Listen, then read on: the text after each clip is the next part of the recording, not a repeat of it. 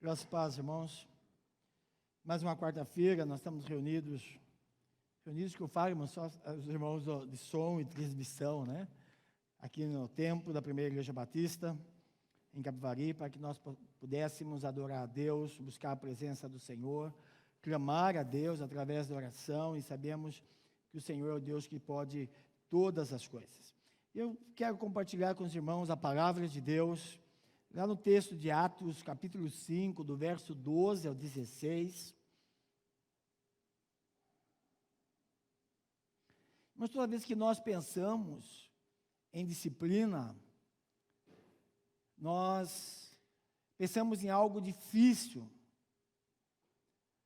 mas nós sabemos que, quando olhamos para a palavra de Deus, não é desta forma. Eu quero ler Atos 5, de 12 a 16, que diz assim: os apóstolos realizavam muitos sinais e maravilhas entre o povo.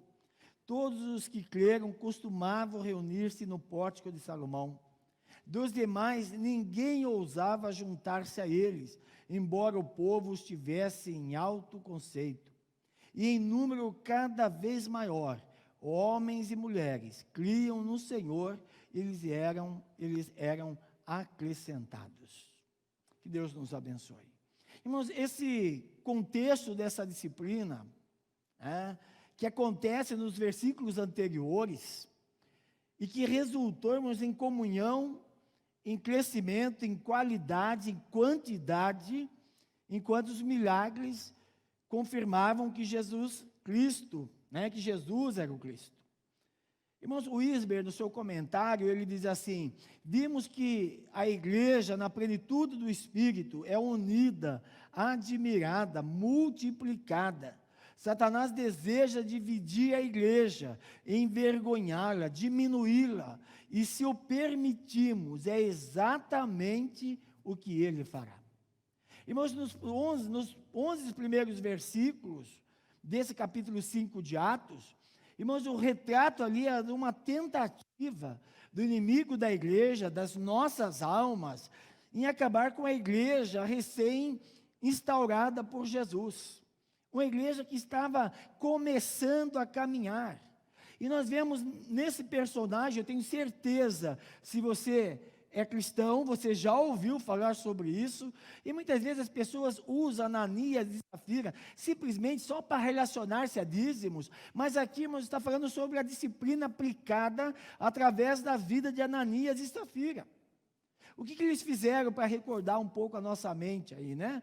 Eles mentiram sobre o valor de uma venda do terreno, para fazer parecer para os apóstolos, para os outros irmãos que estavam ali, que eles eram pessoas dedicadas, amorosas, piedosas. Mas Deus revelou o coração pecaminoso deles. Veja, irmãos, lhe direcionou uma disciplina, eu diria assim, duríssima, porque eles morreram na presença de todos, quando eles mentiram. E quando você olha o texto, você vai ver que Pedro, faz esta afirmação, que o intento deles, de Ananias e Safira, era fruto de um coração que não obedecia mais os propósitos de Deus, mas sim o propósito de Satanás. Veja, irmãos, muitas vezes nós achamos que muitas coisas acontecem dentro da igreja, e muitas vezes nós culpamos pessoas por isso, por aquilo, mas são pessoas que o propósito de Deus já não interessa mais, mas sim eles cumprem agora os propósitos do inimigo da igreja, que é Satanás. Veja, nós vemos isso claramente. Quer dizer, o primeiro caso de disciplina na igreja mostra como Deus considera o pecado de tentar destruir o bom testemunho da obra de Deus. Muitas vezes nós vemos pessoas atentando contra a igreja, Eu sempre digo, as panelinhas de cá, aquelas coisas, irmãos, eles estão atentando contra a igreja de Cristo. Não é contra mim como pastor. A gente pode até tentar fazer, mas é contra a igreja do Senhor. E sabemos que o único que deseja parar a igreja é Satanás. Então, essas pessoas não estão sendo direcionadas por Deus. Mas o pastor Assis, ele é pastor da primeira igreja batista de Aruama. E ele tem um sermão, você vai procurar, você vai achar, diz assim: não jogue lama na noiva. Ah? E quando você fica pensando, e ele vai falar isso lá, que muitos irmãos cometeram pecado escandaloso, como adultério, desvio de dinheiro, e entre outras coisas aí, e quando são questionados, eles mentem. Eles mentem sobre o assunto. Eles afirmam que não havia cometido esses pecados. Mas o povo estava sempre comentando sobre isso. Então a igreja, o que ela fez? Acatou a palavra daquelas pessoas e começaram a orar, pedindo a Deus, se tivesse esse pecado, que se tornasse evidente. E Deus fez isso. Eles não puderam mais esconder aquilo que estavam fazendo. Outros dessas pessoas, irmãos, começaram a sofrer doenças, tiveram mortes repentinas. E o pastor Assis se referiu às pessoas que pecavam e não se arrependiam, como pessoas que estavam jogando lama na noiva de Cristo, que é a igreja. Veja, mas quando nós fazemos isso, nós estamos jogando lama na igreja, nós estamos atingindo a igreja de Cristo. E muitas vezes nós queremos atingir pessoas. E esquecemos que a igreja do Senhor é maior do que pessoas. E quando eu falo de um irmão, quando eu atinjo o irmão, quando eu levanto falso testemunho de outro irmão, eu estou atingindo a igreja de Cristo. Quando você peca e esconde e continua fazendo, você está atingindo a igreja de Cristo. Não é enganando o pastor, não é enganando as pessoas. Está jogando lama na igreja do Senhor. Irmãos, nos nossos dias, muitos acham que a igreja deve amar e discipular. Muitas vezes as pessoas, não, mas como que a igreja disciplinou desta maneira? Como que houve disciplina desta forma? Irmãos, mas vem a disciplina como uma forma de ódio, algo duro demais, né? Algo que não deveria ser feito daquela maneira, ou não deveria ser feito, mas Deus vê, irmãos, a disciplina como uma oportunidade de recuperação da pessoa disciplinada. Essa pessoa que acata a correção, está sendo corrigida, ela acata aquela correção, conserta seus pensamentos, conserta suas atitudes à luz das Escrituras. E isso vai trazer paz, tanto ao coração dessas pessoas, quanto paz na igreja. Quanto paz na igreja do Senhor. Eu citei isso no domingo passado, o livro de Hebreus, capítulo 12. Veja, nós somos informados que Deus açoita aqueles que Ele considera filhos, né? E quem rejeita a sua repreensão, quer dizer, não é filho. Não é filho. O filho aceita a disciplina do pai. Então, diante disso, desse esforço que eu tenho colocado aqui, quer dizer, qual é o resultado da disciplina na igreja? Primeiro, irmãos, fortalece a comunhão na igreja. Verso 12, os apóstolos realizavam muitos sinais e maravilhas entre o povo, e todos se reuniam regularmente no templo, na parte conhecida como Pórtico de Salomão. Veja, depois que houve essa disciplina em Ananias e Safira, que eles morreram porque mentiram, tentaram enganar a igreja, tentaram passar uma coisa que não eram, quer dizer, fizeram o que Satanás queria e não Deus, porque se você não está obedecendo a Deus, está obedecendo a alguém. E eles foram disciplinados, e isso fortaleceu a comunhão da igreja. Temos duas pessoas, morreram por forjar uma aparente devoção e piedade, algo inexistente na vida deles. Olha o perigo que muitas vezes corremos. Tentamos demonstrar algo que não é verdade. Ao mentirem sobre o valor do terreno vendido, ao falarem que estavam doando o valor total lá para a igreja dos primórdios, lá em Atos, primitiva, isso fazia com que Ananias e Safira fossem elogiados, como pessoas dedicadas, generosas, pessoas cheias do Espírito Santo. No entanto, irmãos, toda essa espiritualidade do gesto era enganosa. Mas quantas vezes nós somos enganados por pessoas assim? Pessoas que, junto ou perto de você, ou parecem pessoas amigas, pessoas cheias de Deus, pessoas que andam com Deus, quando na verdade não são. Não são. Mais cedo ou mais tarde trarão problemas à igreja.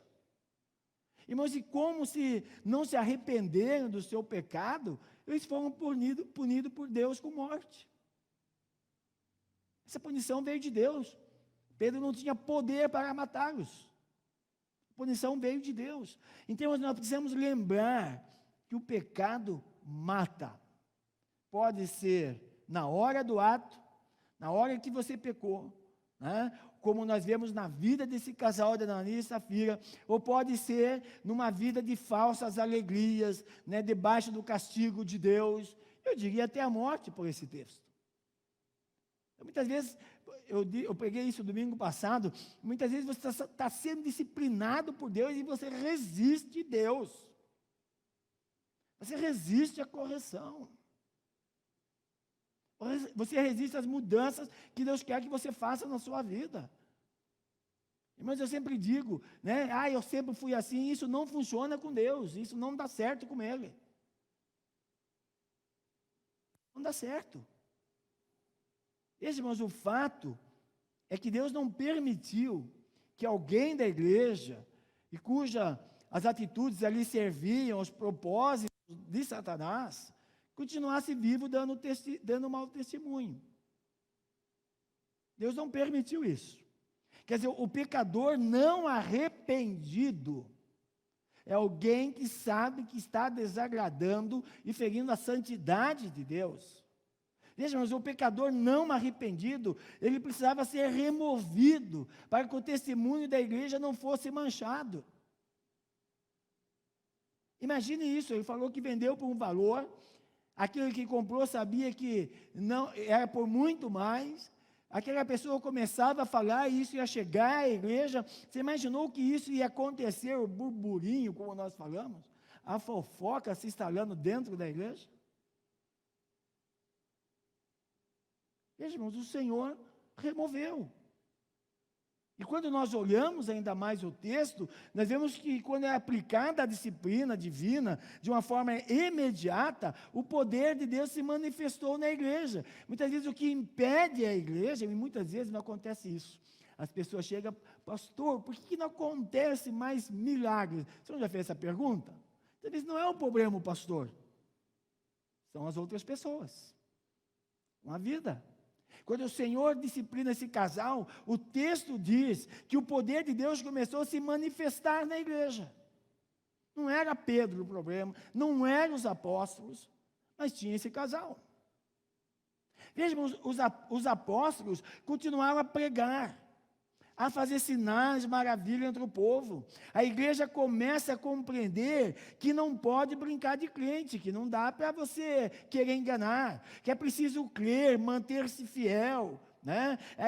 Era preciso não se acostumar com o sagrado, porque muitas vezes nós acostumamos com o culto, nós acostumamos com a igreja, nós acostumamos com as escrituras, e não nos colocamos as nossas vidas como um culto a Deus, não pautamos nossas vidas com a palavra de Deus, nós acostumamos com o sagrado. Quando fala de arrependimento para você, é uma coisa sem importância. Quando fala de santidade de Deus para você, é sem importância. Você já acostumou. Veja, irmãos, a graça de Deus não era um documento de permissão para pecar. Nós somos salvos pela graça, mas isso não significa que temos permissão para desobedecer a Deus, para errar o alvo, para sair dos propósitos de Deus, para pecar. Isso não é uma permissão. Quer dizer, cada crente deve compreender a sua fé, conhecer melhor a Deus, né, a quem serve por meio de Jesus. Cada crente tem que fazer isso. Veja, irmãos, então a igreja vê que Deus disciplinando com morte duas pessoas que viviam uma fé apenas de aparência. começa a se unir mais. Os irmãos ali agora compreendem que precisam aprender mais de Cristo, conhecer mais da palavra para servi-lo de modo correto. Se você não conhece as Escrituras, não tem como você servir de modo correto, porque não é pelo que você acha, é pelo que as Escrituras diz. Só conhecendo. Vivendo em santidade de vida, com dedicação, do jeito que Cristo espera e merece que nós façamos. E aqueles irmãos chegam a essa conclusão: não dá para brincar de crente, não dá para ser crente mensalista, não dá para ser crente de vez em quando. Eu preciso ser alguém que vai aprender as Escrituras, que aprende a palavra, e com isso eu vou viver. Mas eu não sei como muitos crentes vivem, com um mês vindo um dia na igreja. Ah, mas eu ouço em casa, irmãos, crescimento, você precisa ser pastoreado, disciplinado de acordo com a sua vida, dentro da sua igreja, com os irmãos, comunhão. Eu não sei como que as pessoas conseguem. E quando você vai ouvir muitos na internet, e muitas coisas que são ensinadas, tem grandes conflitos com a palavra de Deus. Que tipo de vida estão vivendo? Irmãos, ainda hoje, a disciplina exercida na igreja, ela visa deixar claro aos seus membros que é preciso viver de uma forma santa, que é preciso arrepender-se dos seus pecados, pedir perdão ao Senhor. Irmãos, infelizmente pecamos. A palavra diz que todos os homens pecaram, fomos redimidos, fomos salvos, mas nós ainda estamos aqui. Pecado tem que ser um acidente, não pode ser algo contínuo, todos os dias. Em termos, visando, por exemplo, a disciplina, visando quebrar, o pecado muitas vezes que faz essa quebra de comunhão, a disciplina vem para preservar a unidade. Irmãos, a igreja não cresce sem unidade, a igreja não cresce com divisão, a igreja não é abençoada com divisão, com grupos, não faça isso, não deixe usarem a sua vida para isso. Isso divide a igreja, isso não permite que a glória de Deus seja de uma forma plana. Veja, irmãos, a disciplina não é para dar satisfação ao povo, é satisfação a Deus. Aí fui disciplinado porque a igreja não é a Deus. A igreja, quando disciplina alguém, ela está dizendo que aquilo que Deus fala na palavra, aquilo é verdade, e que aquele que está sendo disciplinado precisa ser corrigido. É para agradar a Deus, satisfação a Deus. E qual a satisfação, irmãos? Que a sua igreja sabe que Ele não aceita pecador que não se arrepende. Eu não estou dizendo, irmão, aqui só tem, na primeira igreja batista, tem pessoas santas, em Cristo sim, mas ainda pecamos. E precisamos nos arrepender. Precisamos pedir perdão a Deus. Agora, isso tem que ser um acidente, isso tem que ser algo esporádico, não pode ser premeditado. João vai falar sobre isso. Só você ler as cartas de João. Nós vamos entender isso. Deus quer que nós, o homem, o pecador, se arrependa. E mesmo quando você olha as Escrituras, você vai ver que embora Deus seja paciente, gracioso com aqueles, com essas pessoas, com os pecadores arrependidos, nós precisamos consertar os nossos pensamentos, nós precisamos ajustar as nossas vidas aos ensinos bíblicos. Eu sei que Deus tem sido longânimo para conosco, paciente para conosco, mas isso não dá-nos direito de viver como nós queremos, sem nos ajustar às Escrituras. Precisamos ajustar as nossas vidas, porque uma pessoa que peca, mas e não se arrepende, continua vivendo do mesmo jeito, ela está tomando a iniciativa, eu diria, não se arrepende, tomando a iniciativa de não haver mudança na vida dela. Ela torna nociva ao bom testemunho do Evangelho. A vida dela é nociva à pregação do Evangelho. Ela quebra a comunhão, mas quando ela se arrepende, quando ela se coloca diante do Senhor com o coração arrependido, então ela toma a iniciativa, é o contrário, ela toma a iniciativa de mudança, ela é testemunho do poder do Evangelho, do poder da palavra de Deus, ela não quebra a comunhão, ela não gera divisão, mas é alguém que trabalha para a comunhão, para a união. Por isso que a disciplina, irmãos, ela visa restaurar a comunhão. Ela visa, gerar no coração do homem o temor a Deus, para que ele conduza os seus pensamentos e as suas ações de acordo com o que o Senhor deseja de cada um de nós. Mas quando você olha o texto bíblico, irmãos, você vai ver que além de gerar comunhão, como nós vimos, todos se reunindo no mesmo lugar, a disciplina também gera crescimento com qualidade e quantidade. Olha o verso 13 e 14. Quando se reuniram ali, ninguém mais tinha coragem de juntar-se a eles, embora o povo os tivesse em consideração. Cada vez mais pessoas e multidões de homens e mulheres criam no Senhor. Veja, irmãos, inicialmente a disciplina na igreja, tenha gerado aí a união dos crentes, também gerou temor na comunidade. Ele serve a um Deus aí realmente poderoso. De forma que as pessoas começaram a pensar melhor, se eles deviam ou não se juntar à igreja. Será que eu devo me juntar a uma igreja onde o Deus disciplina com a morte e precisa então ter uma vida correta? Estava visível para elas que brincar de crente poderia trazer punição de Deus. Porque muitas vezes as pessoas escolhem a igreja e dizem assim, eu vou na igreja de fulano, lá pode. É assim que as pessoas escolhem a igreja. Lá não tem problema. Não é se agrada a Deus, se está biblicamente correto ou não, lá pode. Agora, essas pessoas começaram a pensar, será que eu posso realmente me unir à igreja? Olha a punição de Deus, olha, tem que ser correto, tem que ter uma vida correta, senão possa ser eu o próximo que vou morrer. Quer dizer, irmão, ser um cristão exigia um novo estilo de vida, era uma decisão séria para ser tomada. Então, eu quero servir a Cristo, eu quero seguir a Cristo, era uma decisão séria.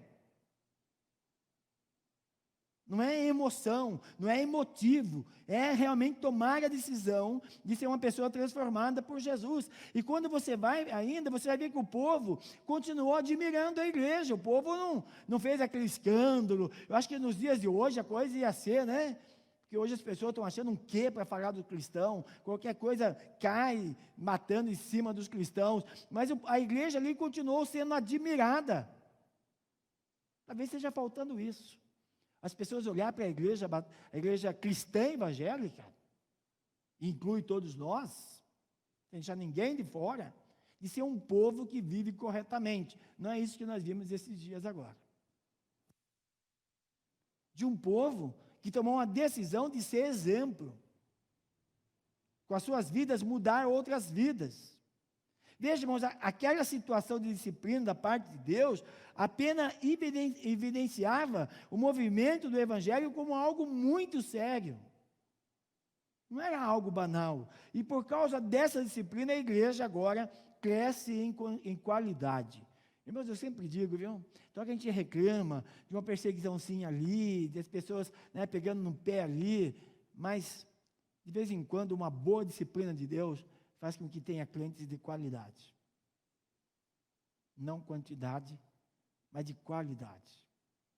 E não temos, irmãos, relatos de alguém desistindo de seguir a Cristo aqui.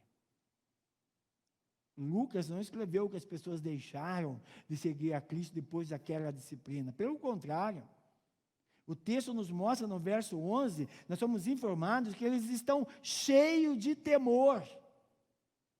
Agora eles sabem como ele deve obedecer ainda mais o Senhor, e que eles estão unidos ainda, como lemos no verso 2, mas essa união, irmãos, vai estar melhor, quando os crentes são mais dedicados, mais desejosos de conhecer a Cristo, mais preocupados de manter uma vida santa diante de Deus, mais empenhados em fazer Cristo conhecido do povo.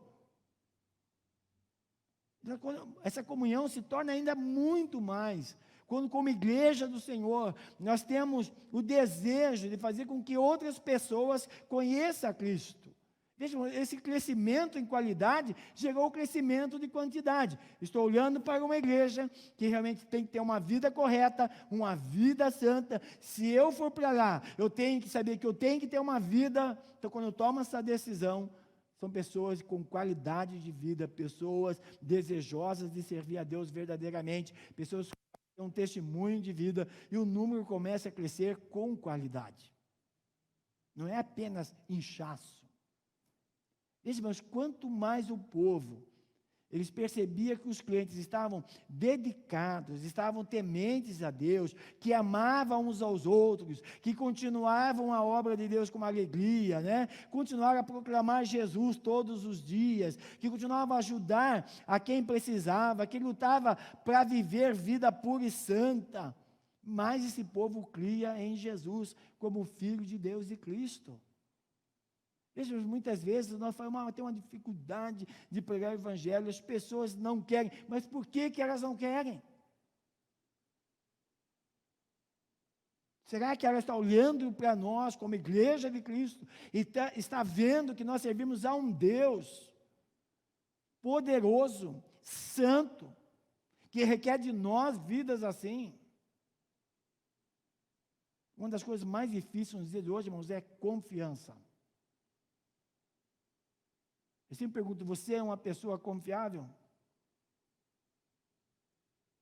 Essa é a coisa mais difícil. Às vezes as pessoas não querem a Cristo porque quando essa pessoa fala, ela não tem confiança, ela já conhece como é aquela pessoa. Se ela fala que o Evangelho transforma, mas ela olha para a vida das pessoas, não vê nenhuma mudança, nenhuma transformação. Agora, irmãos, para viver de modo puro e santo, de modo dedicado, proclamando o Evangelho, a igreja experimenta o crescimento. Agora em quantidade, não só qualidade, mas em quantidade. E mais pessoas continuam a crer no Senhor Jesus. Mais pessoas continuam crendo que Jesus é o Cristo. Então, essa passagem ensina que a igreja cresce para a glória de Deus. Quando o seu crescimento numérico é fruto de crescimento de qualidade. Então, a igreja cresce e o nome do Senhor é glorificado. Porque as pessoas que estão chegando, que estão se agregando à igreja, as pessoas que fazem parte da igreja, são pessoas com vidas que agradam a Deus. Porque as pessoas de fora da igreja admiram pelo tipo de vida, de santidade, né, que essas pessoas têm.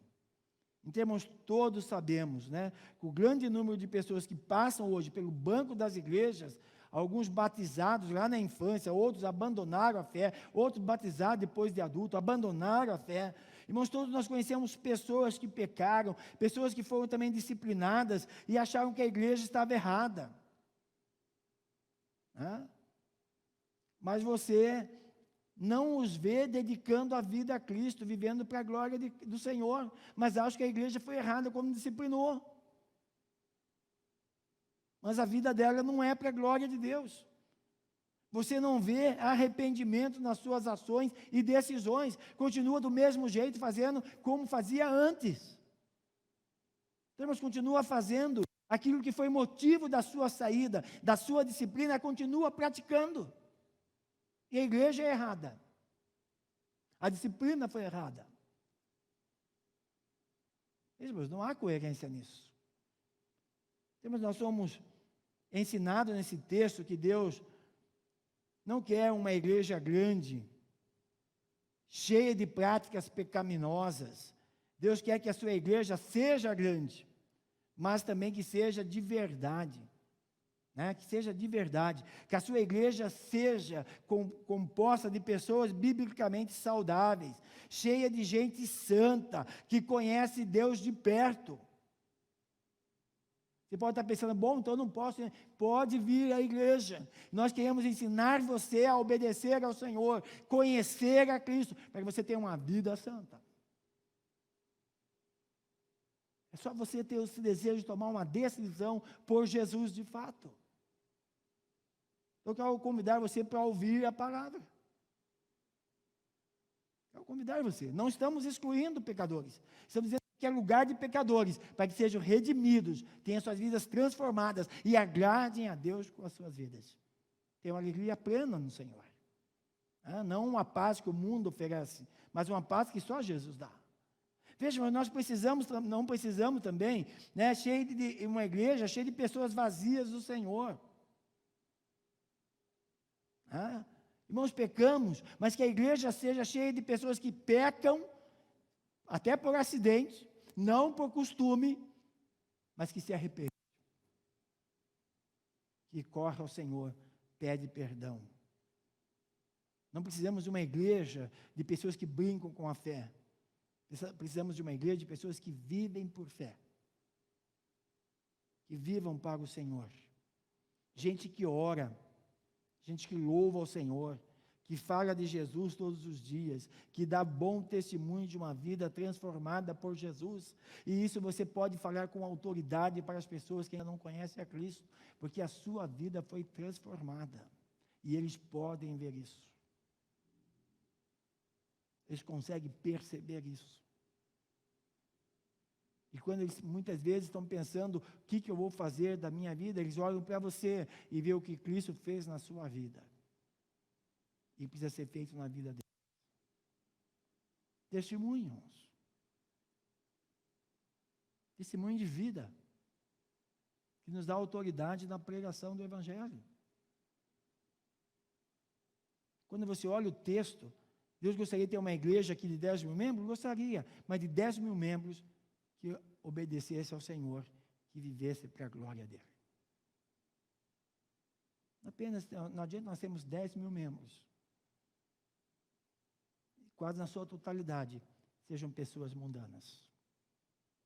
Isso só torna mau testemunho para o Evangelho e para a Igreja de Cristo.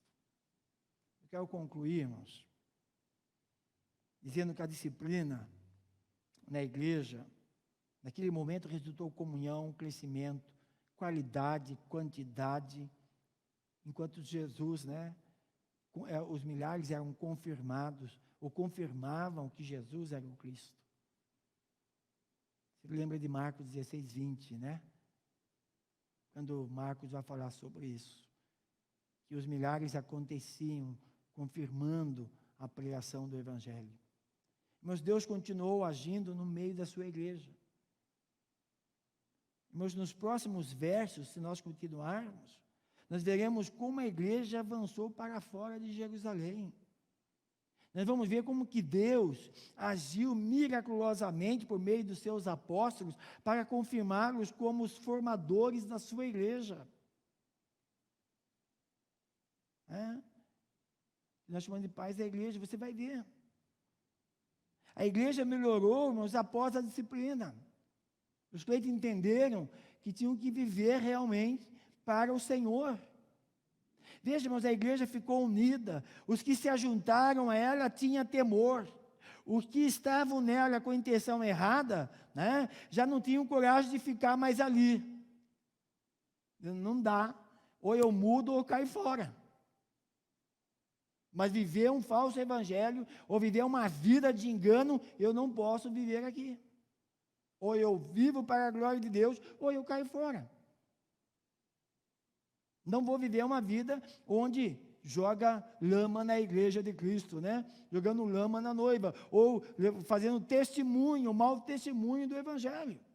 Vejam, as pessoas começaram a ter que tomar decisões. Ela cresceu em qualidade. Ela continuou crescendo na quantidade para a glória de Deus. Sabe o que nós aprendemos disso, irmãos? Nós aprendemos algumas coisas. Primeiro, nós devemos exercer uma disciplina bíblica, ajudando os nossos irmãos a temerem a Deus e a servir ao Senhor com seriedade e dedicação. Eu não estou dizendo que disciplina tem que ser feita com falta de amor, com má educação, não é isso que eu estou dizendo. Com aspereza. Ela só precisa ser uma disciplina bíblica. Que você mostre para aquela pessoa que ela precisa agradar a Deus com a sua vida, que ela possa pegar isso, ela possa se corrigir. Nós devemos confiar na disciplina como meio de qualificar a igreja para o serviço de Cristo. Então, eu disciplino para que os crentes possam viver realmente para o trabalho do Senhor, para que não cause dano. Nós aprendemos também que devemos crer que uma igreja saudável, biblicamente, representa bem o Senhor Jesus e fará com que o Senhor Jesus seja conhecido. Ontem nós conversando aqui, viemos fazer alguma instalação aqui, e o Everton dizendo que alguns prefeitos da cidade diziam que precisava de uma Cristolândia na sua cidade. Irmãos, pessoas que veem o poder do Evangelho, com vidas transformadas e Cristo sendo conhecido. Eu quero fazer uma afirmação ou uma pergunta para você. Como é que vai você? Como é que está a sua vida? Eu diria que você tem que analisar a sua vida, tem que analisar a minha vida. E nós temos que verificarmos que condição nós nos encontramos. Em que condição? Dos que levam a Cristo a sério, são testemunhas fiéis do seu poder, ou dos que estão fingindo crer e podem sofrer a punição de Deus? Você precisa analisar isso. Enfim, irmãos, há esperança em Cristo. Há esperança. Ananias e Safira morreram porque não se arrependeram. A Bíblia lá na carta de 1 João, capítulo 1, verso 9, olha o que diz. Se confessarmos os nossos pecados, Ele é fiel e justo para perdoar os nossos pecados e nos purificar de toda a injustiça. Se confessarmos os nossos pecados, o que incluirmos arrependimento e mudança. Eu confesso algo que eu me arrependi. E arrependimento, irmãos, no grego significa mudança de mente, que eu me arrependi. E estou mudando, ou num processo, eu já mudei a minha vida. Houve mudança em mim. Eu tenho perdão desse pecado. Irmãos, Deus é fiel e justo para nos perdoar o pecado e nos purificar da injustiça. E quando você olha esse texto, nós vamos ver que o Senhor nos coloca em condição de testemunhar do Evangelho. Nos colocando na condição de pessoas puras, prontas para testemunhar. Talvez você pecou, mas quando você se arrepende, muda a sua vida, e quando você volta para o Evangelho, as pessoas podem olhar, ver que você caiu, reconheceu e mudou a sua vida. E você pode dizer, eu fui perdoado por Deus, porque eu fiz o que está escrito nas Escrituras. Quando eu confessei, eu me arrependi e mudei a minha vida. Que Deus abençoe você. Que Deus abençoe a sua vida. E lembre-se que a disciplina não é para afastar você da igreja. Não é para tirar você da fé. Mas levar você a viver uma vida que agrade a Deus. E que a igreja possa ser edificada com a sua vida. Que as pessoas de fora possam testemunhar do que o Senhor fez em você. Disciplina serve para isso, irmãos. Sejamos pessoas de qualidade. E com isso, teremos quantidade na igreja. Que Deus te abençoe. Que Deus ajude você. Que Deus esteja protegendo a sua vida. Que Deus, eu sempre digo, que Deus nos livre de pecar contra Ele. O Senhor guarde você nesse sentido. Vamos orar, irmãos? Vamos falar com Deus, depois nós vamos encerrar com mais uma oração.